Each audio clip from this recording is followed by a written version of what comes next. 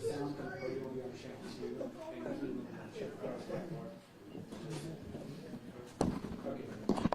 I was got to roll the listeners out of the ROKU when we went digital in where I was at Pennsylvania and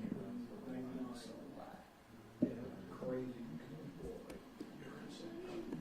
I was a photo editor. I was like, yeah, let's go digital. And we went with those first Nikon V1s.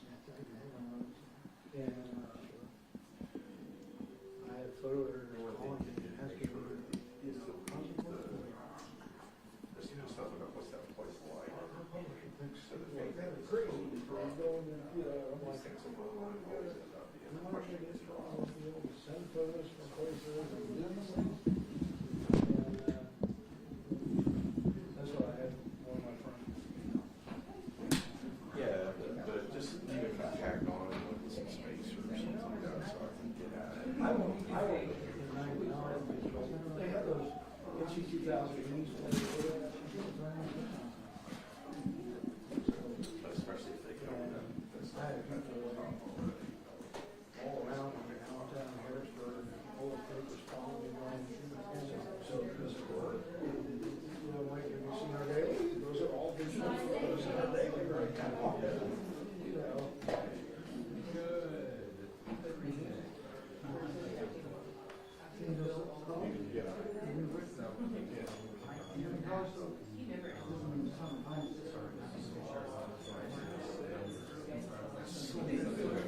They are what they are. I'll watch that.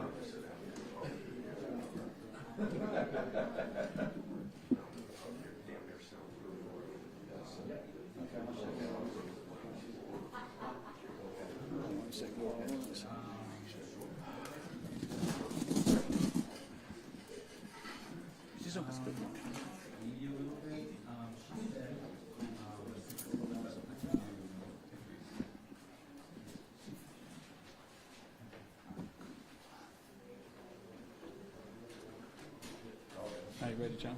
Testing 1, 2, 3. Testing 1, 2, 3, 4, 5, 6, 7. Mic check.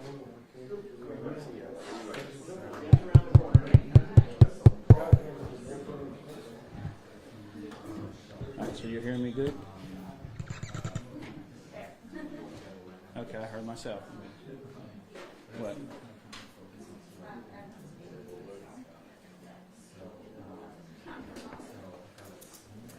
Uh-huh.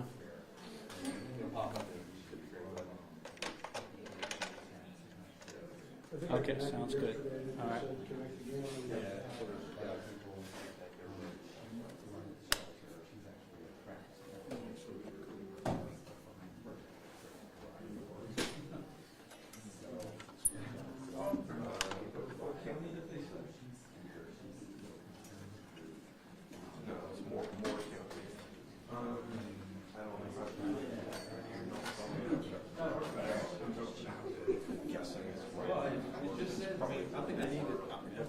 See the camera right now?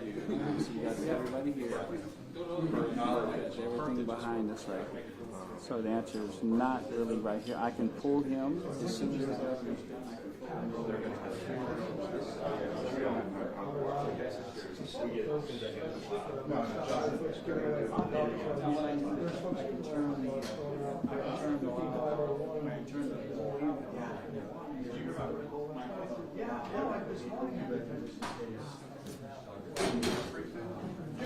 Yeah, I was saying, yeah, folks.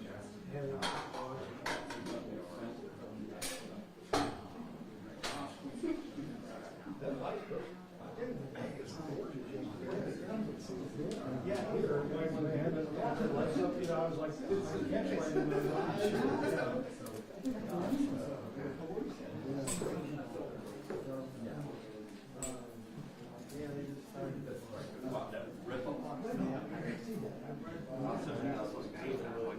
My wife and we had moved like across the realized we told me so this is for like frozen.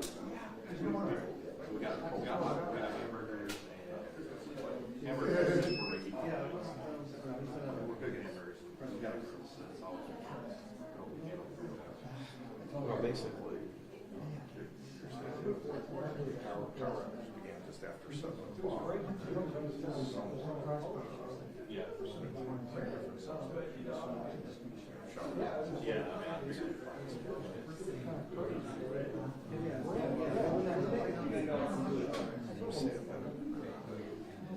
After it's over, after it's over. You sit over there.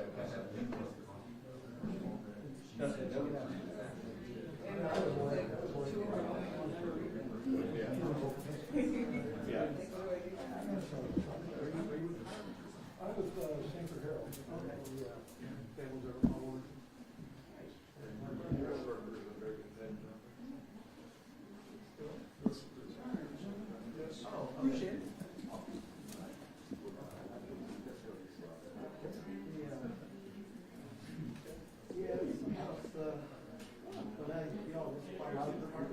Yeah, yeah, that's what we.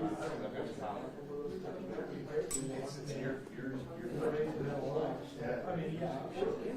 A lot of comments. Literally. I live in Randolph County, but it's like.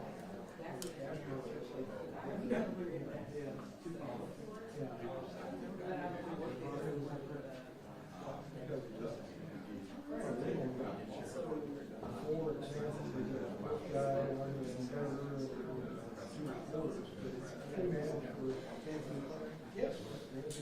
Matter of fact, she's sending me, texting me things. She's Come on. Okay.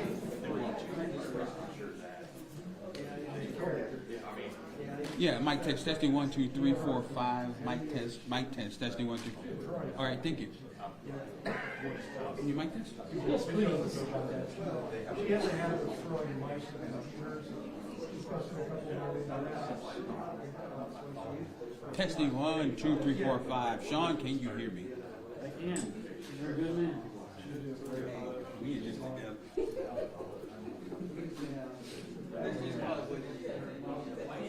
Survival.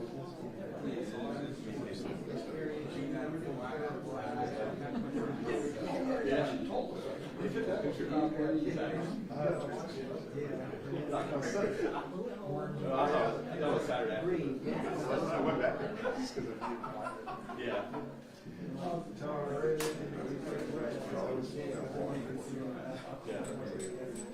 Which is a better option. Yeah.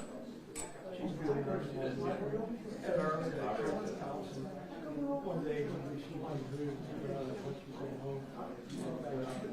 Construction hard hat.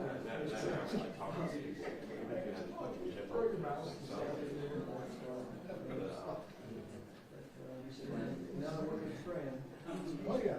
Oh, yeah. I worked with her for about a week when she was transitioning from being the editor there, and I was becoming the editor.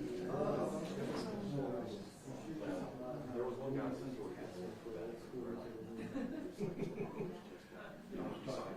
took his coat off, gave me, he lost the constable talking,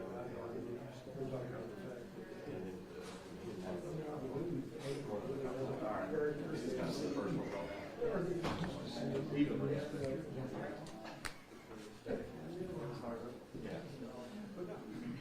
Hi all, this is the 2-minute warning.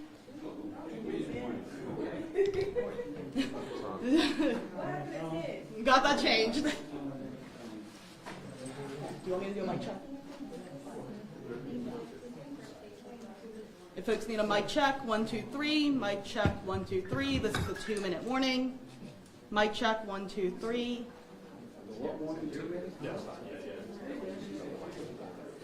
Check 1, 2, 1, 2. Check 1, 2. Check 1, 2, 3. Check 1, 2, 3. Check 1, 2, 3.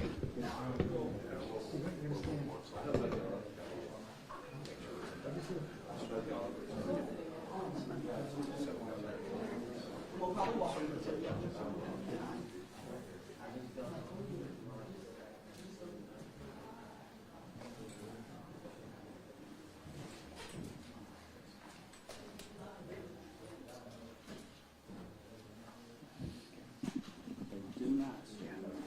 Don't know what is that? Oh God, no. No, that's why I made the move early. If I do anything, I'll crawl. Just duck down. I just want to get my put a different angle.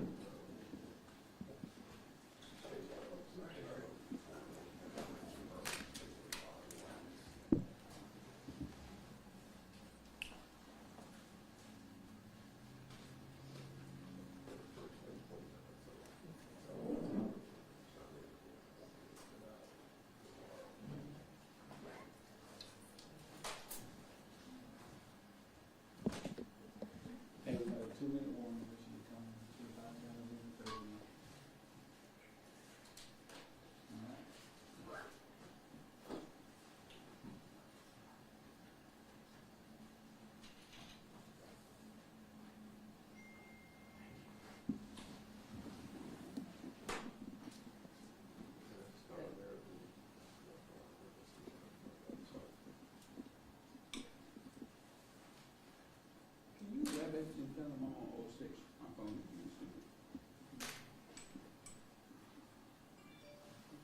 My phone kept kind of.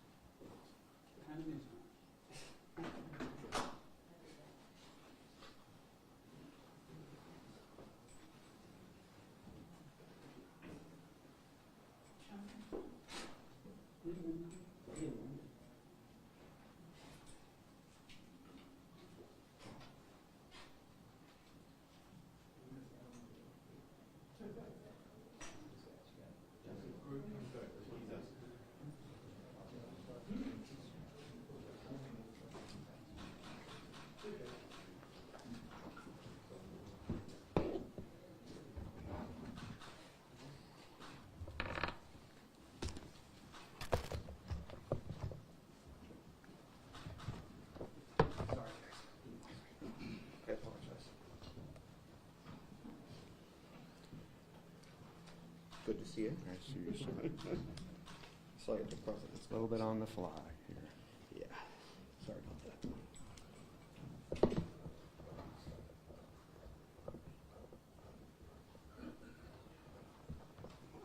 There we go. Oh, should be good there. Cool. All right. Good afternoon, everybody. What happened here Saturday night was a criminal attack, and federal, state, and local law enforcement are actively working to bring those responsible to justice. I've been briefed regularly since this happened, both on the investigation and on the emergency management effort here to support those who have been affected by the loss of power. Today I visited one of the substations that was attacked, and I want to thank the people who are working so hard to restore power. It's very complex what they're doing, and they've been working around the clock to do that. I've met with the emergency management team here in Moore County, and I've met with local, state, and federal law enforcement to get updated on the investigation. Helping the vulnerable people and the places where they live, including adult care homes, is a priority. Making sure that people are warm as the night approaches, making sure people are cared for. Making sure that critical services at hospitals, in law enforcement, at emergency management services are supported and available. All of that is crucial. Now, while we are determined to keep people safe, we're also deeply concerned about the small businesses that are losing out on valuable retail time right here before the holidays, as well as our school students who are missing valuable class time because of closure of schools. The local and the state response to all of this has been swift and strong, and I know that we'll all keep working until the power is restored and do whatever we need to do afterward as well will be important. Protecting critical infrastructure like our power system must be a top priority. This kind of attack raises a new level of threat. We will be evaluating ways to work with our utility providers and our state and federal officials to make sure that we harden our infrastructure where that's necessary and work to prevent future damage. I will continue to get briefed on this investigation as it continues, and I'm sure that we will learn more about motives of this intentional attack, an attack that damaged an entire community. Regardless of motive, violence and sabotage will not be tolerated. In the meantime, I have been impressed with the resilience and the community spirit of the people of Moore County. I'm grateful for their public spirit and their help for each other, helping to serve meals to the people down at the substation who were working on making repairs, helping each other in the community.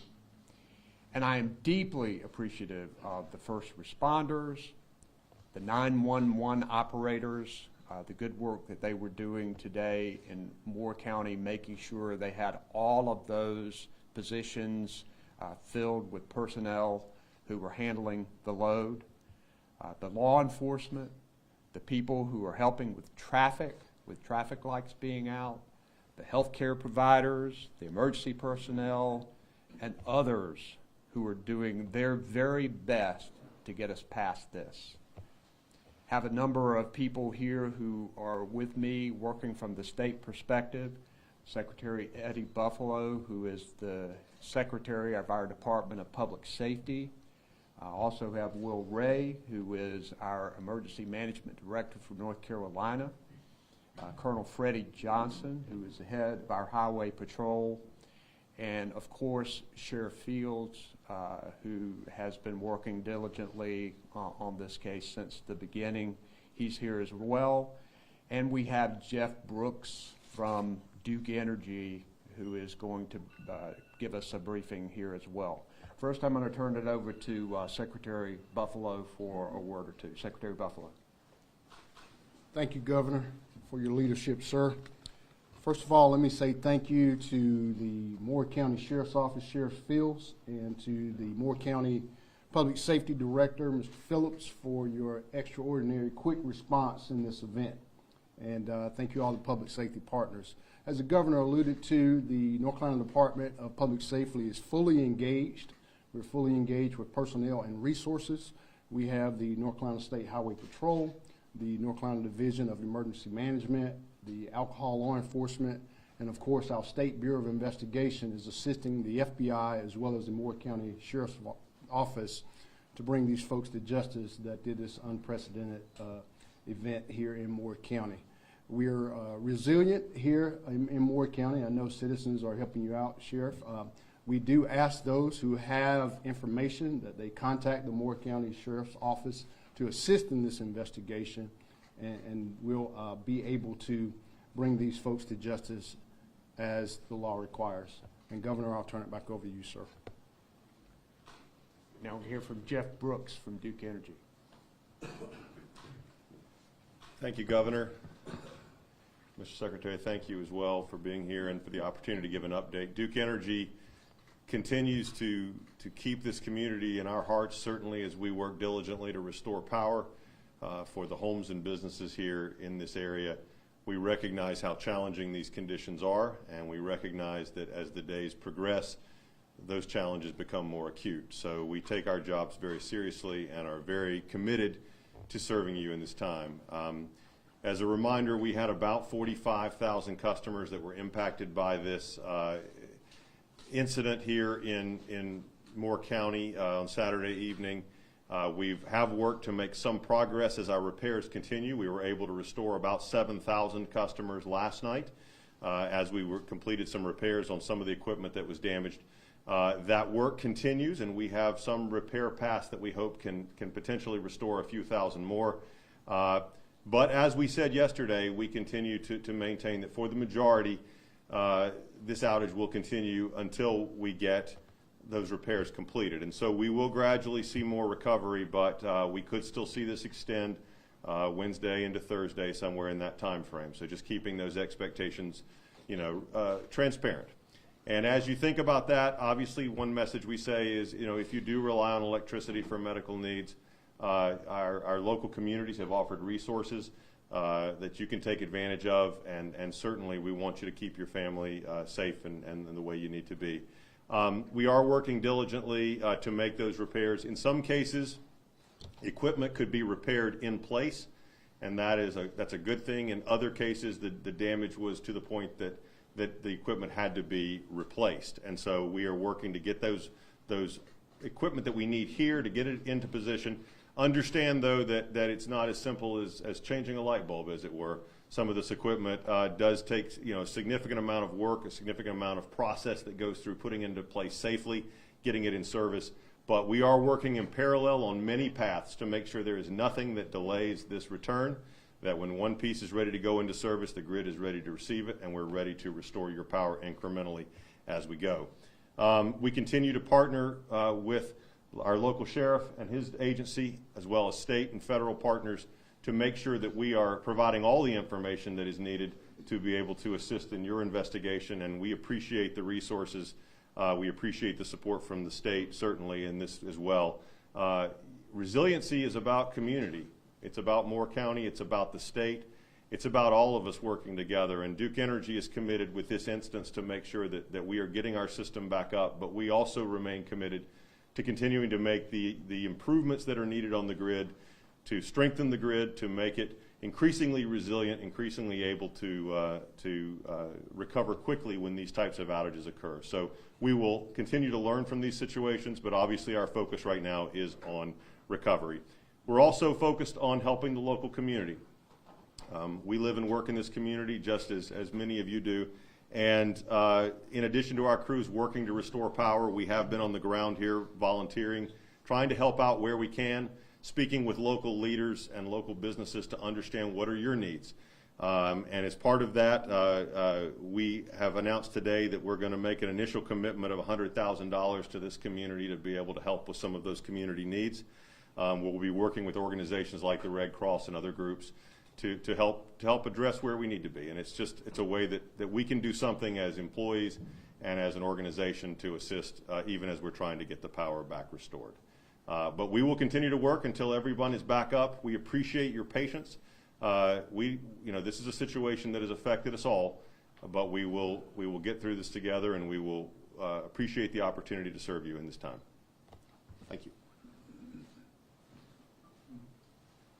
So I've spoken with U.S. District Attorney for the Middle District, Sandra Hairston, Mike Harden, the District Attorney, the FBI, the SBI, Sheriff Fields. They were just meeting upstairs. I know that they are leaving no stone unturned in this investigation to find those who are responsible. I know you had told me that there wasn't really an update, Sheriff, but if you would like to speak, you certainly may. Thank you, Governor, and I just want to thank you again for all the support that you have given us through the state. I really, truly appreciate that. The citizens of Moore County appreciate that. The only thing I may add is just our tip line. We're working together with the federal and state agencies. We run an all tip lines through the Moore County Sheriff's Office, and our tip line number is 910-947-4444. Any information or anything you hear, please call that number, and we'll get back to you as soon as possible. Thank you so much. Take any questions that you might have. Yes, sir. Governor, can you, this might be for the sheriff, about the attack itself, can you talk a little bit about sort of what we know about what firearms may have been used and what leads you to believe this was more of an intentional attack than just kids shooting at power station? So I'm not going to get into the specifics of the attack. I'm going to leave that to the local, state, and federal investigators. I know that they are working hard on this. I do know, and they've said this publicly, that this was an intentional attack that caused significant harm to a lot of people. if the sheriff wants to comment on that, he certainly can. Governor, I don't have anything further to comment, other than to say it was, the damage was done by firearm, and that's pretty much all we want to elaborate as far as that. Yes, sir. Was it just the 2 substations shot, and then did other ones like fail due to stress on the system, or can I explain better how that went down? Yes, so there was physical damage at 2 substations in the area, and then, you know, the effect of that ultimately resulted in the larger outage that affected 45,000, which is nearly all the customers that Duke Energy serves in Moore County. And the 45,000, that's customers, but like a household might be a customer, so how many individual people were affected? Do you have an estimate? I don't have an estimate, but you're exactly right. Those are households and businesses, so you can imagine if a typical house has 2 or 3 people in them, it affects far more than just the number of customers that we mentioned through that count. Yes, back there. Question also for Jeff. Can you say whether any of this is going to be affected by the repairs that have been made in Florida and other states? Is that affecting the availability of repair parts and that kind of thing? Let me make sure I'm clear on the question. You were asking if the hurricanes recently, is that what you're asking, were affecting the parts? No, in this case, it's more of a situation of the time it takes to move those materials from either locally or, but in some cases, regional distribution areas and locations to then install them in place. And it would be more like perhaps the comparison of changing a small thing like a light bulb in your house versus your HVAC system. If you want to kind of get a sense of some repairs are easier, some repairs are more complex, and there's a time associated with those. Governor, did these attacks happen simultaneously, or was one substation attacked and then the other? Sheriff, do you want to answer that? That is still under investigation, and that's not been determined yet. Sheriff, can you say more about what the word intentional means? The average person doesn't know really what a substation is. Does it look like the person who did this must have intimate knowledge of how these places function? Well, you handled it pretty well the other day, Yeah. so if you want to share that. I will say this, the individual that done the damage knew exactly what they were doing to cause the damage and cause the outage that they did. Is there any reason to believe there's a threat to other communities regarding this and security being at other substations and other places in the state? We're working with Duke Power here in the county and the governor as well to make sure that our substations here in the county and as well as across the state, that they're looking at all security issues with their utility company. Is the military involved in the investigation? Let me just respond to that. I'm always concerned about critical infrastructure, and I think we certainly need to learn from this incident as to what we may need to do, because these kinds of things cannot happen. I mean, we cannot tolerate this type of wide power outage to so many people. And I know that I had a conversation with the CEO of Duke Energy today, Lynn Good. She understands that as well. We know that there may be some things that need to change to make sure that our infrastructure is protected. Is the military involved in the investigation at all, given training soldiers like that in this area? We have been in contact with the colonel over in Fort Bragg. They've offered all assistance with us to formulate any investigative needs that we might need from them. Yes, sir. Do you all have any reason to believe there's more than one person responsible? I think the sheriff would want to say that that's a matter of the investigation, right? Sheriff? That's correct. Yes.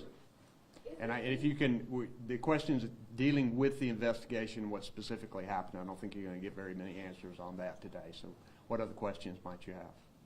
Is this being investigated as an act of domestic terrorism? I think investigators are leaving no stone unturned as to what this is. They are looking at every motivation that could possibly occur here, and they want to find the perpetrators. Yes, right here. One more question for the sheriff. Were there security cameras present on site at the substation? For security reasons, we don't speak specifically about measures that we have at our facilities. What I can say is that Duke Energy incorporates multiple layers of security across its system to monitor and protect critical infrastructure. And we're certainly working with the Sheriff's Office and with law enforcement to provide any information that we have that's available to assist their investigation. Any information, Governor, about the shelter? Some people were concerned because the capacity of the shelter here in North County was with 250 people, and maybe more people will need help with these cold temperatures.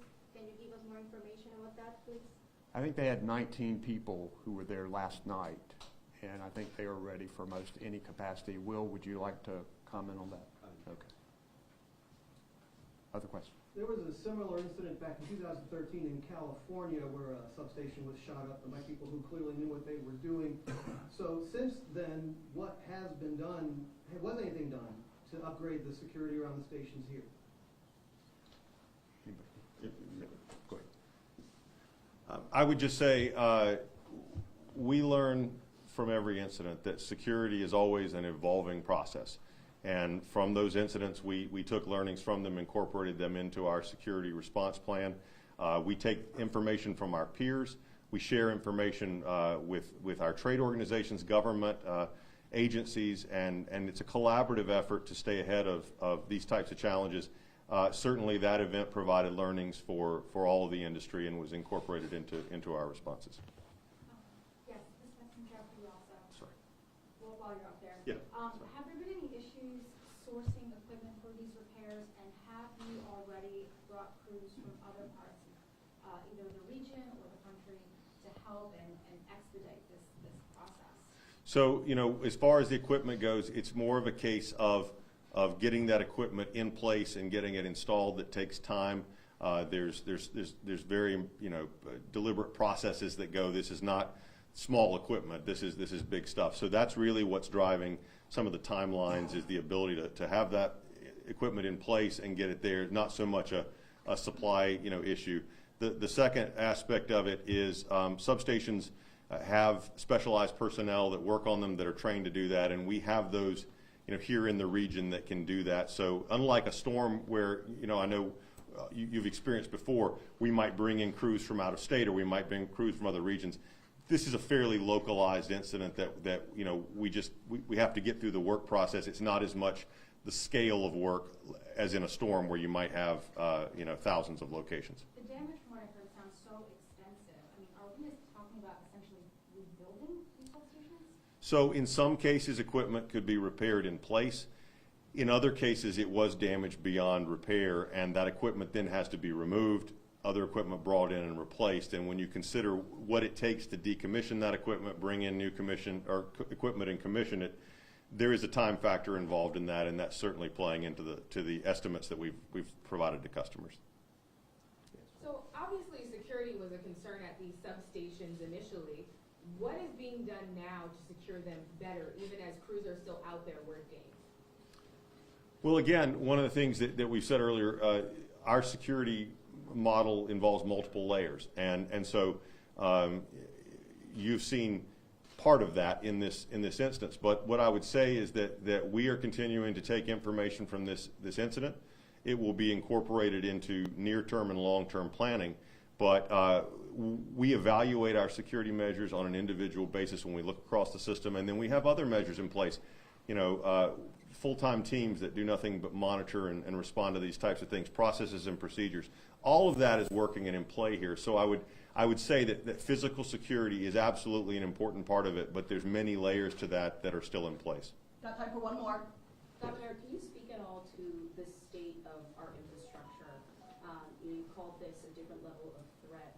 And I mean, I think for Americans watching the story all around the country right now, it's a bit unsettling to see how the infrastructure could be taken out by a random group of individuals on a Saturday night.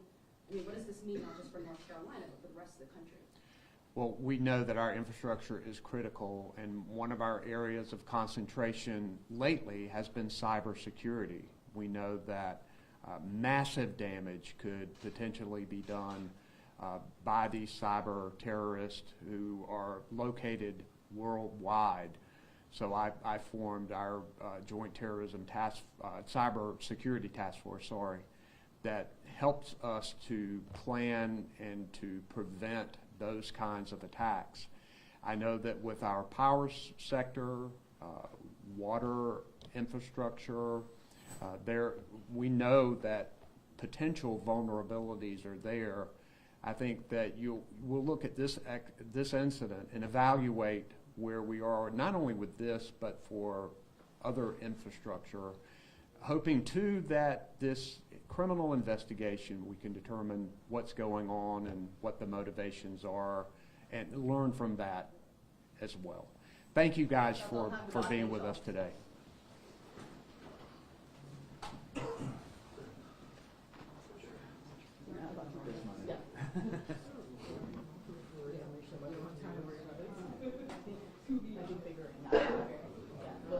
Or at least we'll go on a fact case.